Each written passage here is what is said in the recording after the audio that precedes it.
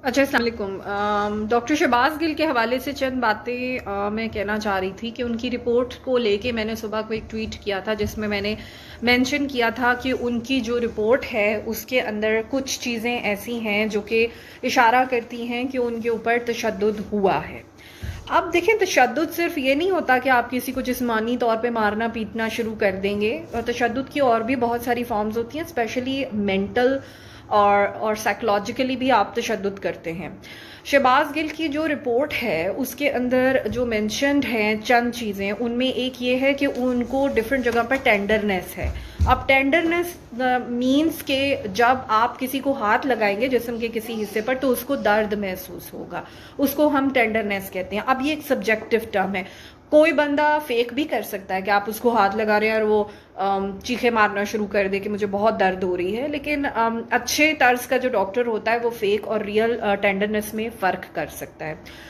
दूसरी बात ये है, लेकिन जो इम्पोर्टेंट पॉइंट है यहाँ पर वो ये है कि टेंडरनेस है, मतलब दर्द है हाथ लगाने पे, लेकिन कोई ब्रूजेस नहीं है, कोई लेसरेशंस नहीं है। देखिए, आप किसी के पेट पे या किसी जगह पर बहुत जोर का मुक्का मारें तो कुछ देर के बाद आपको या उसको कोई जगह पे चोट लगे तो आपको वहां पर नीले रंग का एक निशान नजर आता है जिसे हम ब्रूज कहते हैं, और वो डिफरेंट बाद में अपने रंग तब्दील करती है दिनों के गुजरने के साथ। वो उनकी बॉडी पे कहीं नहीं है, कहीं से स्किन नहीं उतरी हुई, कहीं पे कोई और चोट नहीं लगी हुई।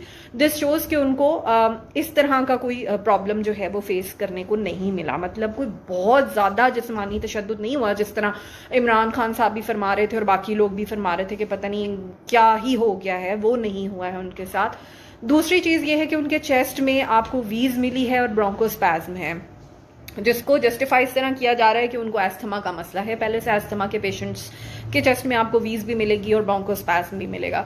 फिर ये है कि अच्छा, शहबाज गिल की जो रिपोर्ट है उसके अंदर फिर एक और चीज जो लिखी हुई है वो है कि इनको रेस्पिरेटरी अल्कलोसिस हुआ है। अब रेस्पिरेटरी अल्कलोसिस जो है वो एक ऐसी कंडीशन है जिसमें ब्लड की जो पीएच होती है, जब हम आर्टीरियल ब्लड गैसेज एबीजीज करते हैं तो हमें पता चलता है कि ब्लड की पीएच थोड़ी सी रेज्ड हो गई है। अब ये हाइपर वेंटिलेशन से होता है। हाइपर वेंटिलेशन का क्या मतलब है कि बंदा बहुत जोर जोर से बहुत देर तक सांस लेता रहता है तो कार्बन डाइऑक्साइड उसके अंदर एक्यूमुलेट हो जाती है और कार्बन डाइऑक्साइड ज़्यादा निकलना शुरू हो जाती है बॉडी से, और उसकी वजह से जो है वो मसले मसाइल और आपको एबीजीज जो है वो डिरेंज सी मिलती हैं। But the point is that कि ये कोई बंदा अक्सर, मतलब आप देखें स्ट्रेस में हमारे पास क्लिनिक्स में कुछ लड़कियां स्पेशली आती हैं या कुछ लोग आते हैं, पेशेंट्स आते हैं जो स्ट्रेस की वजह से बहुत जोर से सांस ले रहे होते हैं, हाइपर वेंटिलेट कर रहे होते हैं, तो वो भी रेस्पिरेटरी अल्कलोसिस में चले जाते हैं। तो हम ये भी कह सकते हैं कि Shahbaz Gill due to some kind of stress जो है वो रेस्पिरेटरी अल्कलोसिस में गए हैं। But the point is that कि जो पूरी वीडियो में मैं बताना चाह रही हूँ वो ये कि उनके ऊपर कोई बहुत ज़्यादा जिस्मानी तशद्दुद नहीं हुआ है, ठीक है। हाँ, तशद्दुद हुआ ज़रूर होगा। तशद्दुद किस तरह का कि जी उनको बिठाया गया होगा, सोने नहीं दिया गया होगा, बहुत तंग सी किसी जगह पे रखा गया होगा, खुद भी वो बड़ी टेंशन में आए रहे होंगे, स्ट्रेस में गए होंगे और उसकी वजह से उन्होंने हाइपर वेंटिलेट किया और वो रेस्पिरेटरी अल्कलोसिस में भी गए। अब उनके मसल्स में वाकई कोई वियर टियर आया है या नहीं है, मसल एंजाइम्स बताएंगे। जहां पर वो टेंडरनेस की बात कर रहे हैं वहां पर कुछ है या नहीं वो आपको एक्सरे बताएंगे।